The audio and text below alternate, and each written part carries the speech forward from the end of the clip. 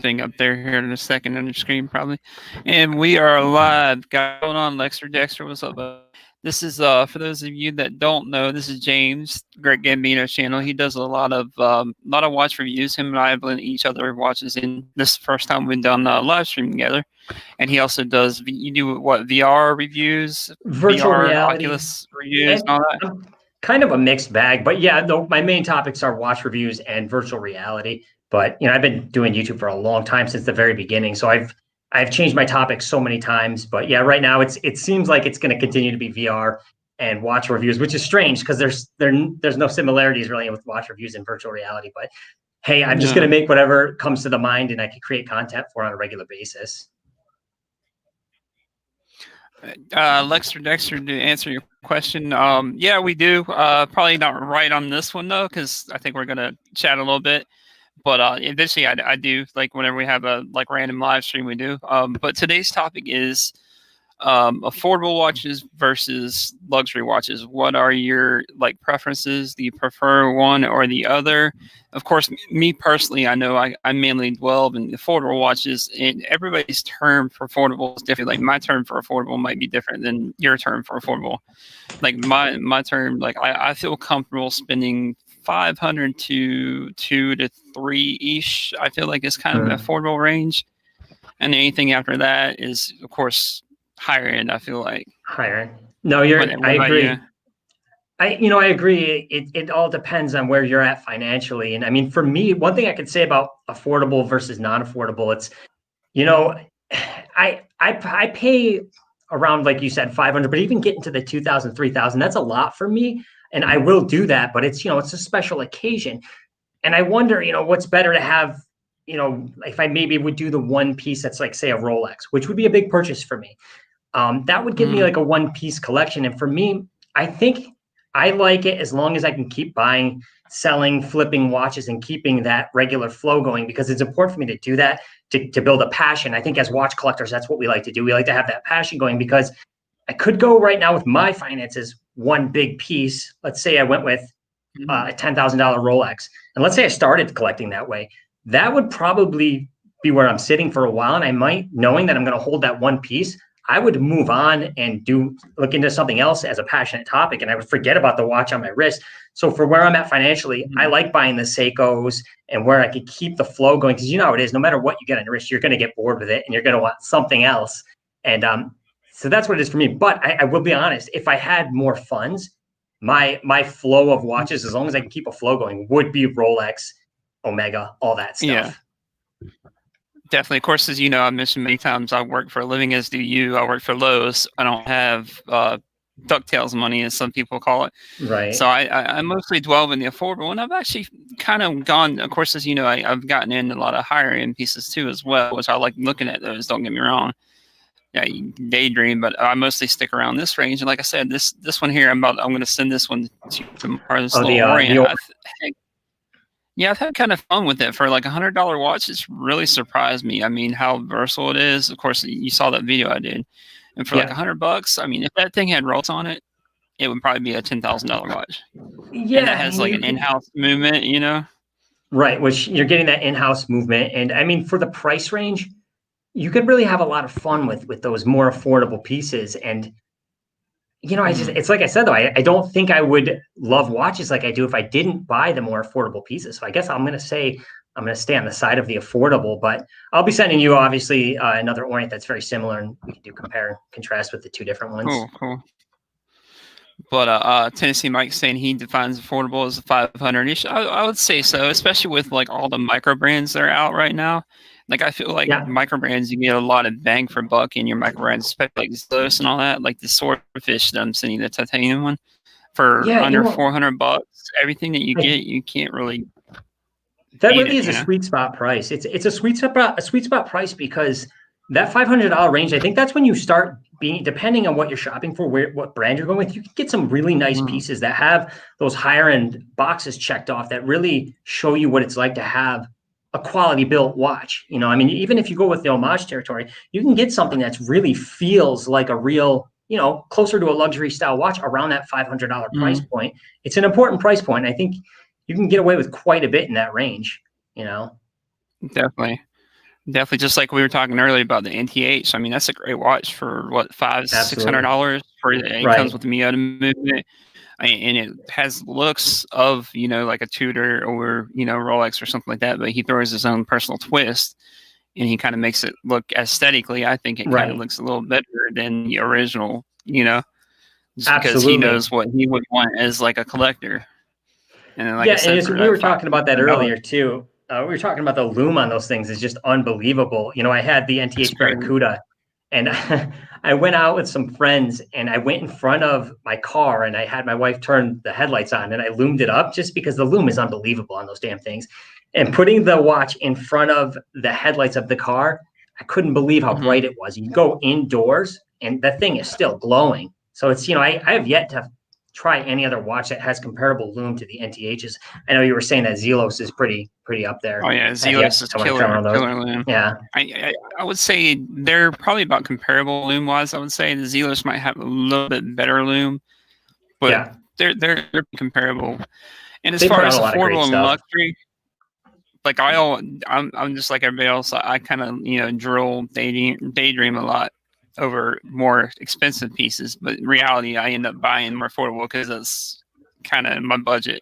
I Yeah. usually buy, as you know, I usually do probably about like one, maybe two big purchases a year. Last year was a Right. little different, but I usually do about one, maybe two big purchases a year. So that one I usually have to kind of plan out.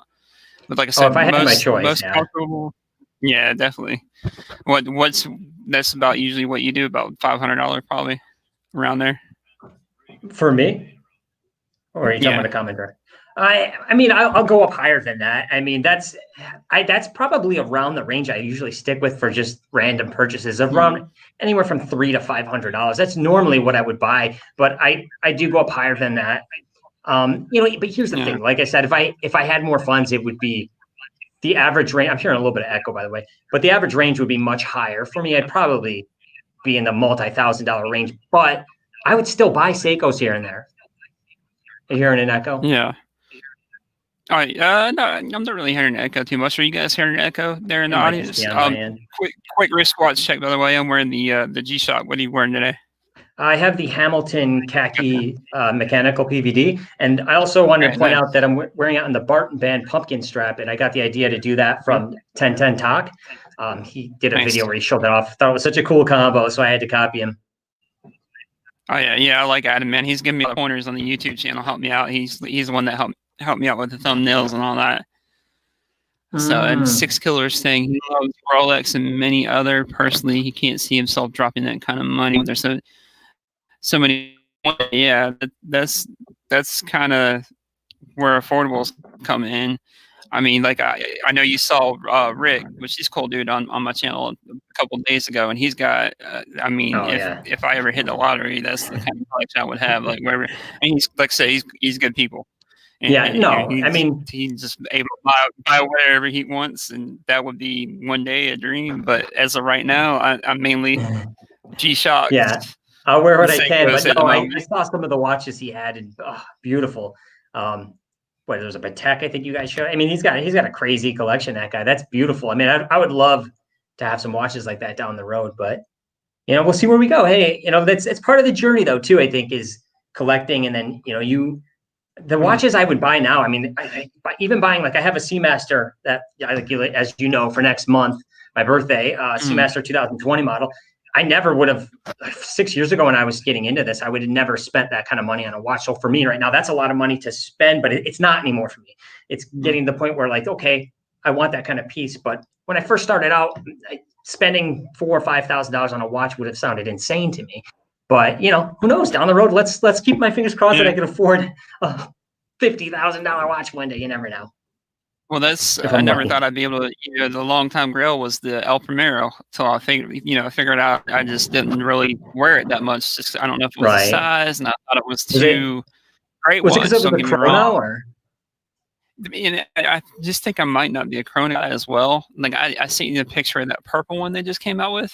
It's a little bit more sporty. I feel like I would probably wear that one a little more. So I mean, that was like my first like high end purchase was the El Primero. I never thought. Of course, I didn't pay it was 9,000 retail. I didn't pay anywhere near that, of course. No, because Ralph Ross hooks us up with a deal. But like I said, I never would have thought I would have, spent that kind of money, like you said, like 4 or 5 grand on something like that. But now it's just like that's another thing. Like the more you get into it, the more you don't even think about stuff like that. Right. Well, and another thing is watches really are not that bad I don't want to say they're an investment. I don't want to say that, but out of a lot of things people spend a lot of money on, the watches are not that bad. I mean, especially when we had the market crash. I do a little bit of investing stocks and stuff like that. But when we had that crash recently, the only thing I had out of cryptocurrency, out of stocks, out of just regular savings, the only thing that didn't crash was my watch collection. I was able to flip a few watches and get some money really quick.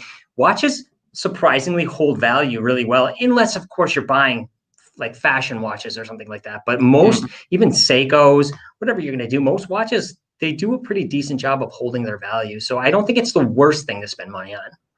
Oh, definitely, especially now with the popularity of the hobby. Like I feel like I may be wrong, but I feel like watches are kind of like, remember how the car hobby, which is still really popular, but the car hobby used to be like really, really like it was up and coming. Like I feel like watches is the next kind of, which is surprising to me because I feel like watches have really blown up on YouTube only in the last few years. I mean, I know we had TGV and a bunch of people, but I feel like there's been a lot more watch reviewers that have blown up on YouTube in the last 3 to 4 or 5 years, which is crazy because YouTube's at this point like 12 years old. And I wonder why, because watches are something that have been around for so long. It's not like, I mean, with the virtual reality that they do, I understand that that's getting bigger now because virtual reality is slowly becoming mainstream on a very slow pace. But watches have always been around. So I wonder why we haven't had a big rush like we're starting to get. Maybe it's just people didn't get around to it. And I know there has been a lot of people since the beginning, but I feel like there's been a surplus lately. Would you agree with that? Yeah, definitely does. I would definitely think so because I remember back in the day, like the only YouTubers I remember were Williams, which he was a big inspiration for me to start the channel. And of course, like you mentioned, TD and Archie, and of course Archie Luxury just covered luxury high-end stuff. Right. And then TGV came in, he started covering more of the affordable spectrum, and he kind of brought the light out, I feel like, to a lot more. And then Random Rob, of course. Yeah, I watched a lot of Random Rob, Bruce, all those guys. There's a lot of really great ones out there now. Teddy, I mean, there's a ton of 1010 Talk. But yeah, back in the day, I have to be honest, I always liked watches, but TGV and Archie Luxury, there are a couple of guys that definitely, their videos were just fun to watch, and I think it pulled a lot more people. Maybe it was a few big ones like that in the beginning that started an explosion because the way they were able to just be animated, talking and discussing their detailed love of the watches, it must have just brought a lot more people into the hobby. So.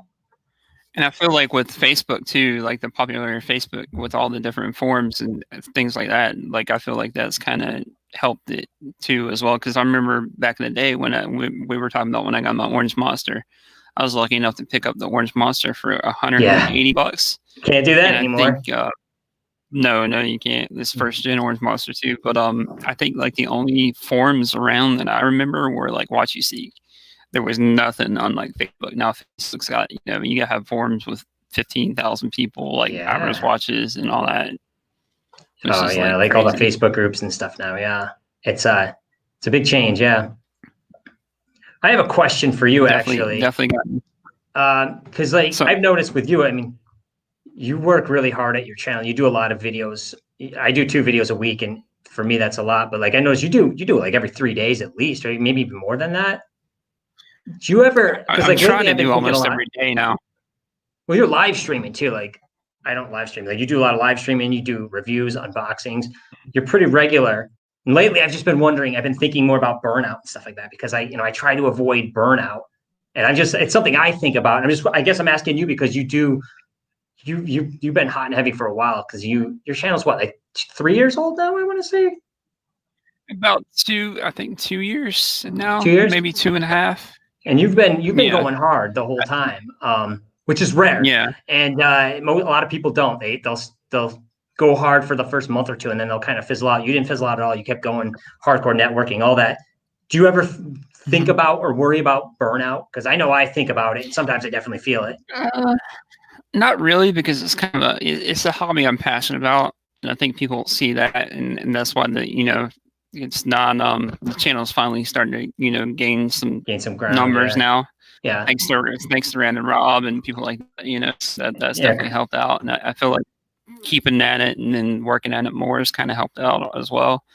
But I mean, that's not what I was out for. Like I said, I'd still do the channel whether I had 500 or 500,000 subscribers. Yeah. It's something I have fun talking about, just like me and you were off screen, not live, whatever, talking Just about watches. it up.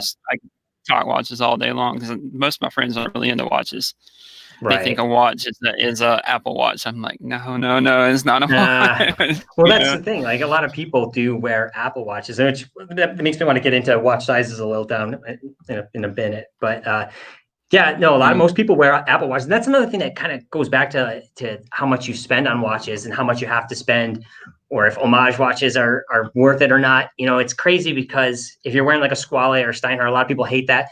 And I'm not saying it's great or bad, but if there's wearing one of those watches, if I see someone out in the wild, I'm not going to say, "Oh my God, you have a Steinhardt." Yeah, I'm probably gonna be like, "Wow, that guy likes watches," because it's such. I mean, you have to be into watches in the small community that we are to even know what that is. To know Steinhardt or even I mean, if someone's got a Steinhardt, they watch YouTube watch videos, and most likely, and so it's just, it's one of those things where.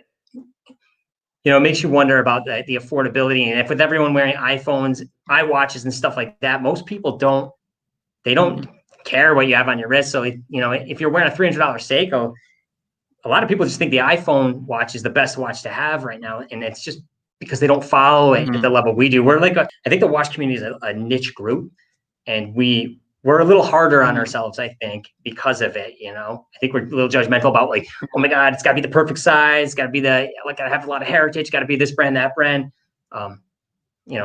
Going into size, that's something else I want to talk about because, you have a larger wrist. I have a smaller wrist. I'm 6.75. What are you, 7 what was your wrist size? 7 something? 7.5. So you got a decent sized wrist. You could pretty much wear anything you want. I mean, I'm jealous. It's pretty versatile. So I can go, bigger watches. I can get a bit small. Like, smallest I've gone is that 36 millimeter, the Gambino that you sent me in. Oh, that 36. That was pretty cool. Yeah, the 36 millimeter Smiths actually fit pretty decent. What do you for dress watches versus? So there's dress watches. I mean, everybody has like their own size. They like to stay within the range of. So dress watches. What are your ranges that you try to get for dress watch, and what is your ranges you try to get for like divers? As far as size goes, for size wise, for dress watches, I feel like 38 to 40, possibly 36 to 37, just for a dress watch because I feel like it needs to be a little smaller. Yeah, I'm kind of old school like that. And then like dive watches, it depends on the actual watch. Like I kind of like the 38 millimeter Islanders or the SKX, but then again, I also like the 43, 44 millimeter Planet Ocean or the 43, 44 millimeter U1. So it just like with the divers, I think it's a little bit different. They can go smaller or larger depending on the size. Right. And what they're going for. What about because of that? Well, with dress watches, mine are obviously a little smaller. I like to go 30. I could do 34 to about 36 is my preferable size, but I will go larger if there's something I really like. Like for instance, I like the Grand Seiko Snowflake, and I believe that's 41 millimeters. I'll do that all day long. I don't even care because I love the watch so much that I want to get into that. But diver watch, I'd go like around, I'd say even 36 to like 40 is my sweet spot. But again, like right here, I just got this back from Bobby Legs. This is the SRPB 55 Samurai. I've loved Samurai for so long, but I stayed away from buying it because this is 43.8 millimeters. It is big on my wrist. I mean, see if I can get a shot here. It's big on me, but at the same time, I just decided I don't care because you know what? I want the watch. And I think when you're in the hobby at the level you and I are, and a lot of other people maybe watching are, I think it's okay to get something that's not perfect for you because, we try to, it's a strange thing with watches because when you're collecting anything else, you collect what you love. So if like, I love this watch and I got this one, it's smaller, it's an SKX 013, and here's the Samurai, it's bigger. This one fits me better. So when I go out and I match with an outfit and I want to look good from a design point of view, this is going to be the watch to wear. But if I'm collecting, why should I not have this in my collection if I love it so much? And that's how I feel. And I think that's why I decided to get the 42 millimeter Seamaster, even though it is big on me. But I feel like I love the watch. It's a beautiful watch. Why should I wait years for them to make a smaller one?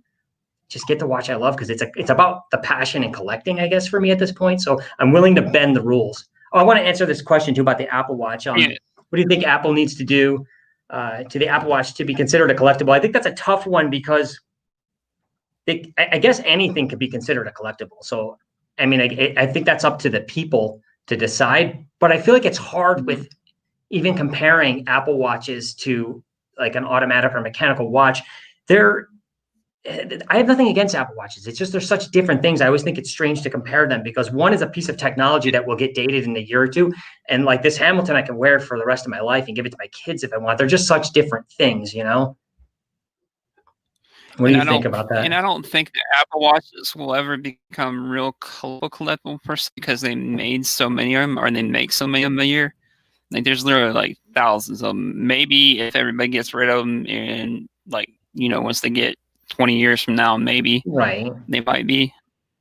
I mean, 30 years from now, if they're like kind of hard to find, that's something you know, to hold on to. technically this is a piece of technology too. I mean, technically this is technology too, but it's different. There's like, when you have an electric technology gadget, it's different, because like, for instance, this laptop I'm using right now, it's kind of hard to say it'll be a collectible, because this laptop is going to be ousted by the technology that's going to come soon. Like this phone, for instance, you know, when Qualcomm starts releasing their X2R chips or whatever the hell they have coming out in 5G and all that, this phone's it's not going to be worth what it is today. And I think smartwatches are a lot more like phones, whereas you're going to want to replace them every couple of years. And so, it's nobody wants a smartwatch from 5 years ago. Do you know what I mean? It's yeah, definitely. At least I don't think they would. I don't know that much about them. Dexter makes a good point. He said G-Shocks are his smartwatches. That's kind of how mine is here. Kind of why I love it. I mean, it's accurate. It's based off my phone. You know, I use the app and I can change the time. You know, I don't have to worry about water. I can wear it wherever and not have to worry. You know, wear it to work, not have to worry about it. They're a great piece. We were talking about G-Shock earlier, and how, I mean, I know for me and my cousin Sam, who is a big watch collector, we both, you know, that was one of the watches we started getting into watches with, was a G-Shock. You know, a lot of people, they're relatively affordable. You could pick one up for around $80 to $100 something, and they're a great piece, you know, nice and chunky and pretty rugged. I know a lot of people that collect just G-Shocks. Like people go crazy over those, and they'll have like 200-300 G-Shocks. Yeah, and which, if that's your thing, that's cool. I collect just G-Shocks. Yeah, it's a fun piece. It really is. G-Shocks. Absolutely. They're amazing, stellar, soft, definitely. 6 kilo for him, 38 to 40 millimeter dress watches are for divers, and then dress watches 36 to 38. So 6 kilo, I'm assuming must probably have a smaller wrist. Well, and that's all subjective on the wearer too. Yeah, I mean, again, like I said, the Snowflake I tried out, you know, that's 41, and I put it on. I liked how it looked on the wrist. It's a dress watch, and normally I wouldn't go 41, because, you know, with dress watches, it's pretty much all dial, and they appear to be bigger. When you have a diver watch, the dial's within the bezel, so it doesn't seem as bad. But I'm like, I don't care. I got to have this damn Snowflake. It's in person. It's amazing. And I just was sold on it, you know? So I don't care about the size anymore. Titanium, though, it's a little bit bigger for you. The titanium probably wears really light, right? Oh, yeah. It's super light. You know, and you have to see that watch in person. And it's just, Bruce does a pretty good job showing it off in his videos. He's got some pretty good camera and lighting. But what a great watch. You know, it's just, I was sold when I saw this thing. I fell in love. And like I said, I was trying to decide between the Speedmaster and the Seamaster. And that was like, really screwed me up, because I'm like, now you have to show me this. And this is really amazing. So, yeah. I think you made a pretty good choice with the Seamaster, though. It's a real versatile piece, and it's one that you don't really have to worry about beating up too much, because it's a little bit more durable, I feel like. Yeah, that's what kind of sold me. Stuff like I would worry about, like getting all beat up and scratched up. I feel like that's just me. What, with the Hassellight you're talking about on the Speedmaster? Yeah. Well, no, I was talking about the Snowflake. Oh, the titanium. Yeah, that titanium would probably scuff up quite a bit. And I feel like I could wear I think you might have said this, but I think I could wear the Seamaster a little bit more. I think it'll go with a little bit more situations versus the other one's a little bit more dressy.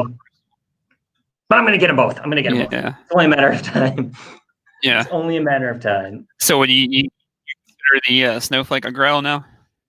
Like a long-term grail? Yeah, it is. I fell in love with it, man. It blew me away. And you know what else it is? I'm a sucker for a smooth sweeping secondhand, and that spring drive, oh, it gets me. It's so beautiful against the snowflake pattern of the dial, and I do like the titanium color. It has more of that almost gunmetal, a little bit. It's different with the Seiko. It's not as dark as something like the titanium version. If you've ever seen the Steinhardt titanium watch they have, I think it's the Ocean 500 or something like that. That's a really dark looking metal. But it's not as dark because apparently they have some kind of coating on the Grand Seiko Snowflake that's supposed to make it more durable, but I don't know. I've seen some used ones that look scuffed up, but you know how it is on eBay. These cameras are zoomed in so much. The scuffs don't usually, not always, most of the time, they're not as bad as they look in the shots, unless somebody's really cheating you on the shots. Yeah, definitely. As far as like short list of watches to get, what watch are you eye analysis? You got the Hamilton. That was the one on my short list. I honestly am not looking at anything to buy right now because I have a somewhat grail piece coming to me next month. So I'm slowing down a minute just to center around that. And I did sell a lot of pieces to put toward the Seamaster. So I'm kind of just, I know it's a weird time for me because I don't buy expensive pieces. If you watch my reviews, I don't have like Rolex or Omega or stuff like that run through the channel a lot. It's usually in the affordable range. So this one is a big one for me. So I think because of that, my watch collecting slowing down for a little while where I grabbed this one to kind of hold me over because I got antsy. And I think because I know once I get that Seamaster, I'm going to be all about wearing that Seamaster for at least a couple months. So I'll have to see what goes on the list, but I'm always saving watches to my list, here and there. What about you? Short term, as you know, I'm kind of going through a collection revamp now. I'm kind of trying to consolidate and sell everything off, which everybody thinks I'm crazy, but I think I've been kind of stagnant, and I feel like I need like a restart. And the ones that I am selling aren't like overly rare, so it's not like if I do miss them, I won't be able to get them back. Like the 104 and the Seamaster, like not like, even though they discontinued, it's not like a rare one. But yeah, I mean, there's a zillion of them out there. He makes a good point about the Black Bay 58 gilt dial. That new one it looks like it's the perfect size, and it's not overly pricey either for what it is. No. Like, what is it, like three? It's like right under $4, I think. Retail. It's under $4 for the. You're talking about the Black Bay 58, the black. Yeah, I think that one's beautiful, and I think that will go up in value too. Yeah. That and the new blue one. I like the new blue one. But short term though, after I kind of replace everything, I'm thinking Doxa, either the sub 300T, the Caribbean with the bees of rice, one of the new ones. I like that blue and orange, of course. Or the Zen. I really miss my Zen, so I kind of like the new dimensions of the U50. Kind of like to get my hands on a U50 because they're kind of almost like they're like 41 millimeter, I think, on the new U50, isn't it? I believe so. I thought it was 42, but I think you might be right. I think it might be 41, and it's about 20 millimeter lug. So I know it'll probably wear similar to my Seamaster, about perfect size for a diver. So probably I'll probably veer short term either towards the Doxa or the Zen. So more both kind of tool-y divers, which I kind of gravitate towards tool watches too. Yeah. So. I mean, I think it's normal, like you said, that you're selling off pieces and people think you're crazy, but I think that's just par for the course. As a watch collector, I think you're always, how many times have both of us said, I'm keeping this, but then surprisingly in a couple months we're flipping it.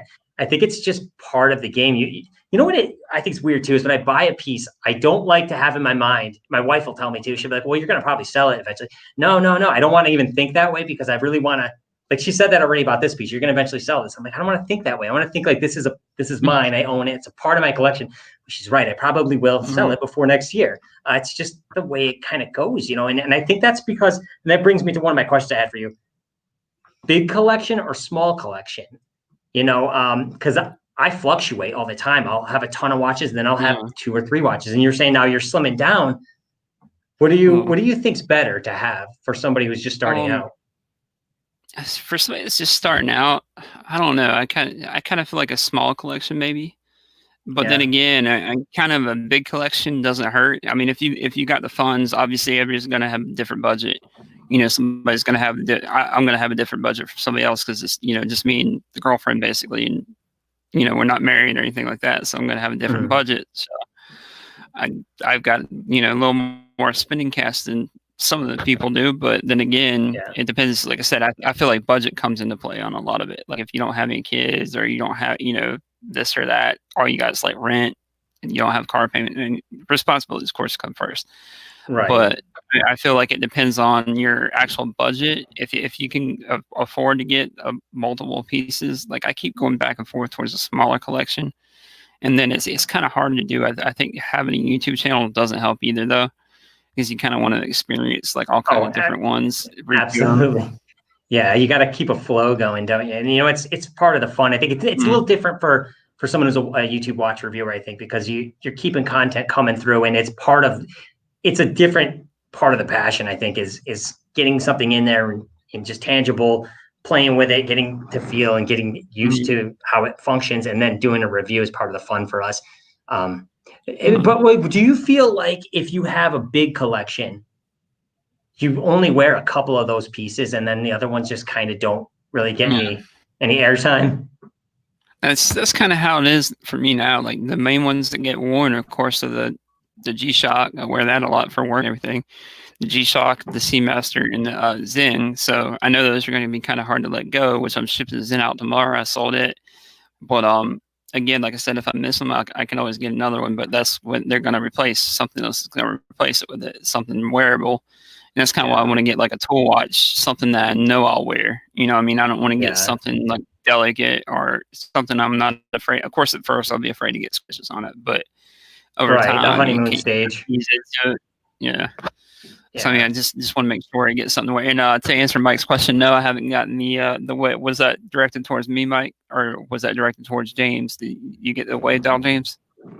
I did get the wave dial. I did black with the wave dial. I'm super excited. It's in the closet right over there. I've been waiting because I bought it for my birthday as a grail piece. And if the question was directed toward me, and it's, you know, it's been a couple months now. It was like 4 months. I bought it 4 months ago, and I opened it just to check it for a couple of days to make sure it was running. I bought it in Joma Shop. I took a risk, but I saved a ton of money. I only paid $4,000 for it, and it was $5,000 everywhere else. Joma Shop doesn't charge taxes, so I guess I got to pay that at the end of the year.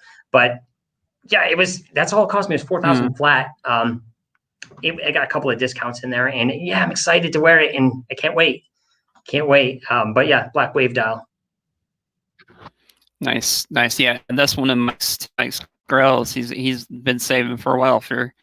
I don't know. Have you seen his channel? You got to check out his channel. He's got a pretty good channel. He does a lot of watch chat. I recognize the logo and the name, and I think I must have clicked on the channel watching your streams before. A lot of the people that comment a lot, I clicked on their channels and checked them out. Whole content. And then the Zen, I sold my 104 surprisingly, Lexter. I know I said I never sell it, but like I said, I feel like there comes a time when you gotta let go. Yeah. Sometimes it's hard, but I don't know. We'll see how bad I miss it after I sell it. I think your Seamaster is going to be gone soon. I think your Seamaster is going to be gone within less than a week because you're already posting that, and you're getting some bites already. I got a couple off a round group, and then Mike actually said one of his buddies was contemplating. I don't know whether he is or not. And then Tennessee Mike said the Tudor is 3,700. That's not that bad for what. No, it's a good deal. I got a chance to check some of those out, especially brand new. They're beautiful. I always wanted that. You know, I like what would it be? It's like a burgundy color one that they had, the original one that they released. The 41 millimeter. I really love that one, and I'm keeping my fingers crossed that they eventually do a smaller case size of that one because I think I'll really jump on it if they do. I do like the new blue one, but I don't normally go with blue watches. Well, you know our buddy Bobby Legs, our mutual friend. He got he got the two of them. Both. Yeah. Oh yeah. No, they look great on his wrist too. He's got a similar wrist size as me. That's why I see how they look on him, and I'm like, that would look good. But that blue one too, I feel like they did that blue dial just perfect. Like they didn't make it too dark or they didn't make it too bright either. I feel like I feel like if they went or too bright, they went, they would have kind of ruined it. But I feel like they did pretty good. Which I think when they did it, they didn't want to outshine the Smurf Rolex either, though. No, So I think they did a good job on. with it. They made it different enough from the Black Bay 58, which is cool for people that invested in the Black Bay 58. And it's different from everything else. It's unique in its own way. It kind of reminds me of a little bit of the Prince Tudor. Like it's very different, but something about it just reminds me. Maybe it's just a color combination and the fact that it's a Tudor, but. And then just asking when you land on the black. It didn't take me that long. I did go back and forth with the blue one, because I wanted to keep. I was, the whole Bond thing with Pierce, and I wanted to kind of keep it as close to that as possible. I feel like there's a lot of part of the heritage is, that it's had that's showing in the movies and everything. So like that pushed me toward the blue, but for me, I like black watches the most. So I think it just made more sense for me to go black. Okay. A little more versatile than the blue. That too, but I do love the blue one. I think, and I like Bruce's. Bruce has the silver tone one. I like them all. I like the white one, but I think the white one does wear a little bit larger for me. Yeah, like Rob. Down. Rob's has the white. Yeah, Rob's. That one's really nice looking. Yeah. He has a larger wrist than me, but yeah, I am starting to be more like, I don't care what the size is, unless it's okay. If it looks ridiculous, like an Invicta Venom or something, I'm probably not going to wear it. Nothing against if you want to wear that kind of thing, that's fine. But I'm getting to the point where I feel like I'm in my watch collecting that I'm just going to buy what I love, and I don't want to be held back.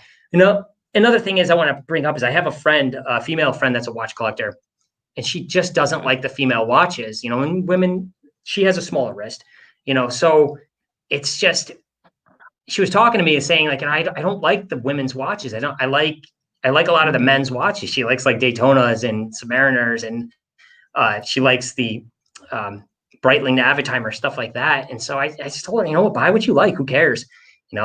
At the end of the day, no one's going to come up to you. If I saw a woman wearing a Breitling Navitimer or a Submariner, I'm not going to be like, you're an idiot for wearing that. That's too big. I'm going to be like, holy shit, that's a nice watch. You like watches. Cool. And that's one thing I think Rolex was kind of trying to do towards their new lineup. I noticed with like the new colors and smaller sizes, I think they're kind of trying to appeal more towards women, maybe. Yeah, but it's weird that they went larger with the Submariner. What do you think about that? Going to 41 millimeters on the.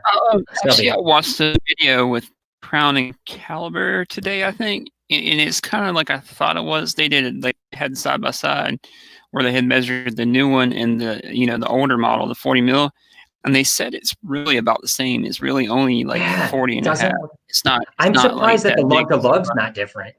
Like, that's what shocked me. I thought adding another millimeter would have made that lug-to-lug measurement larger, but I'm pretty sure, I haven't seen too much confirmation on this, but I'm pretty sure the lug-to-lugs is the same from last year's model to this model. Yeah, I think so. So it'll wear the same lug-to-lug. And they said it wears really similar to the old one. Yeah. being that the Seamaster is 42 millimeters, I will say that I was a little happy, and that's selfish, but I was happy that they made the Rolex a little bit larger, because I'm like, the Seamaster's not that big anymore, because it's even 1 millimeter closer to the Submariner now.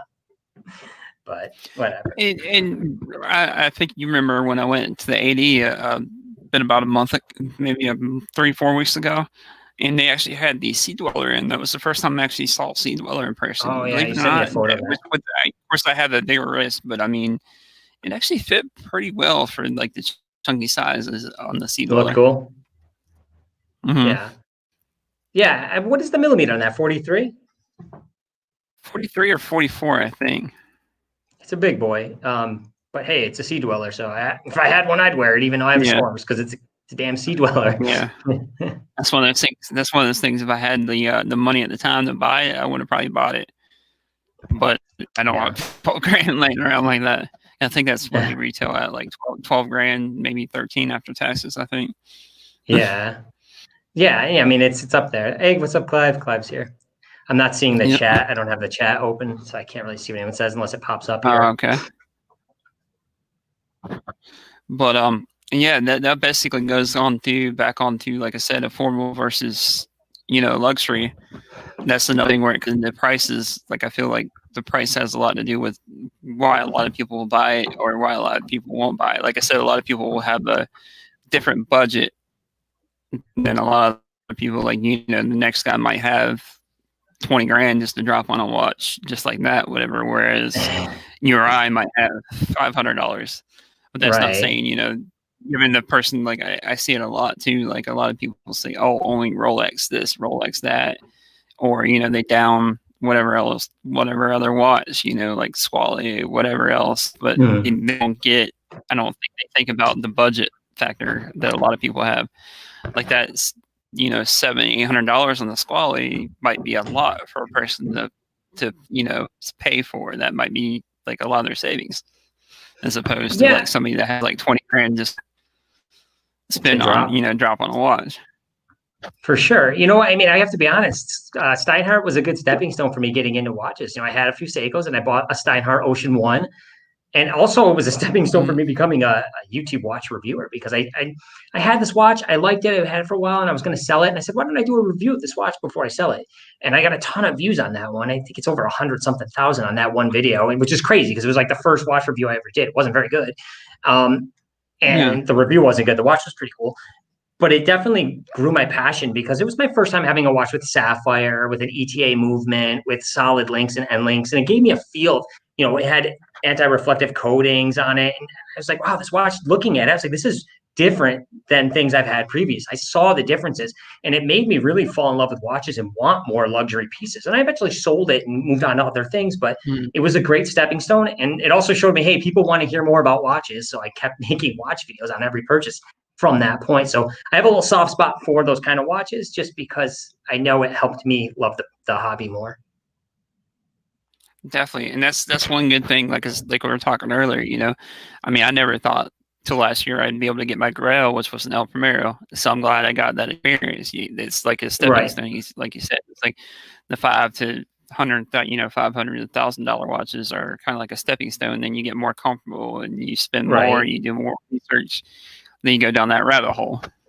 Yeah, you learn what you like and what you don't like, and I think along the path you develop, you acquire different feelings and tastes toward different pieces. There's watches you probably like now that you never would have liked before, but you grew to like different, your styles probably changed. I never would have wore a root beer watch getting into this 5 or 6 years ago. I would have thought it was ugly, but now I'd love to have a classic root beer watch with the nipple markings and the GMT.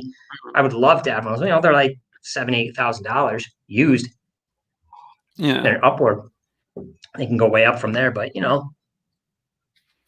it's that like lately I'm gravitating not mainly like towards dress watches, gravitating a little more towards them. Like I prefer Dabber as my favorite watch because they're just versatile, durable. Okay. But I am finding myself looking more and more at like dress casual watches, just like that Grand Seiko I sent you a picture of.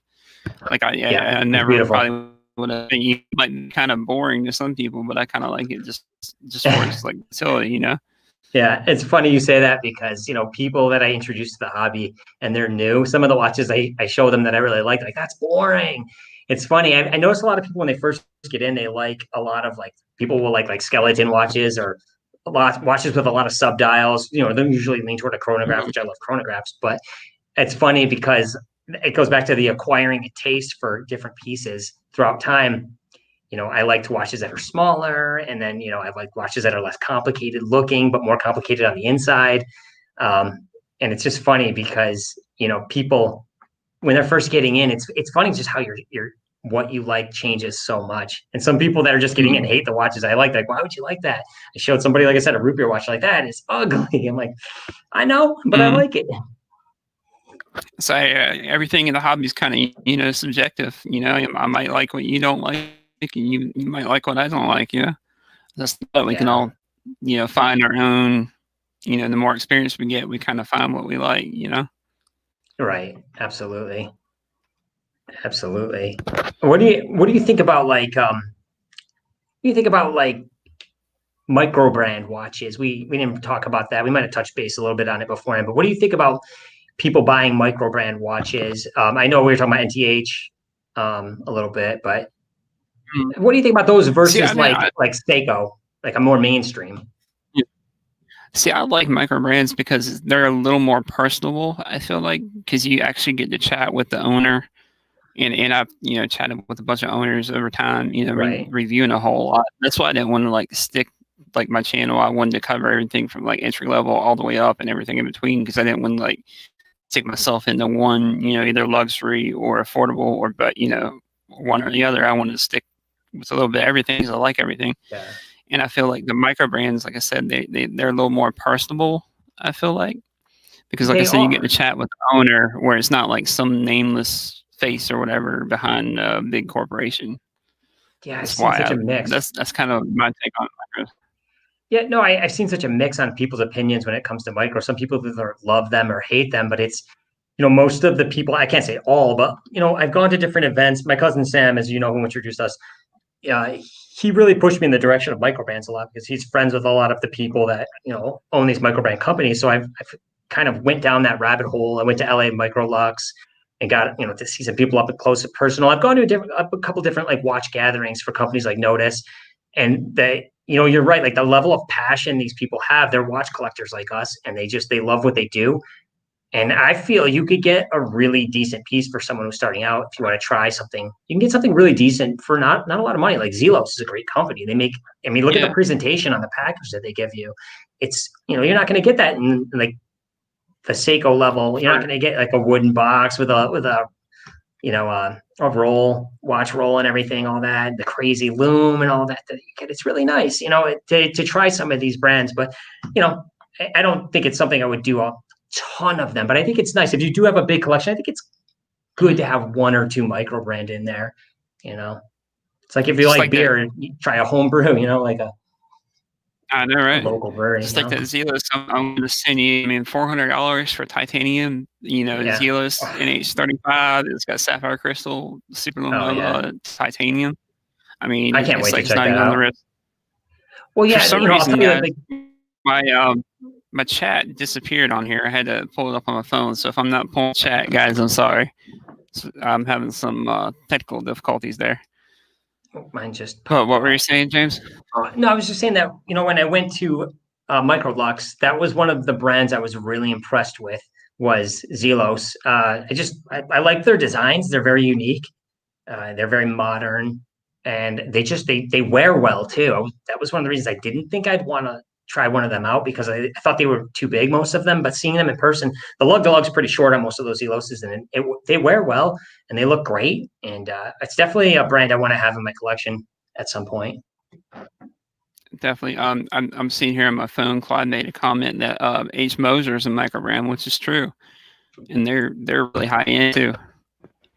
Yeah, Them I and mean they get up like there. Ming has done pretty well. I don't have any experience with either, but I've heard great things about Ming as well. Ming and H Moser, of course. And got Conspirator coming on. Like I said, sorry guys, my chat disappeared on my computer for some reason. So I'm reading these off the phone here. Oh, you got it up on the phone. Yeah, I was just reading the comments. And then Lexter Dexter saying, "Go mainstream, let others take chances. Try getting a microbrand service."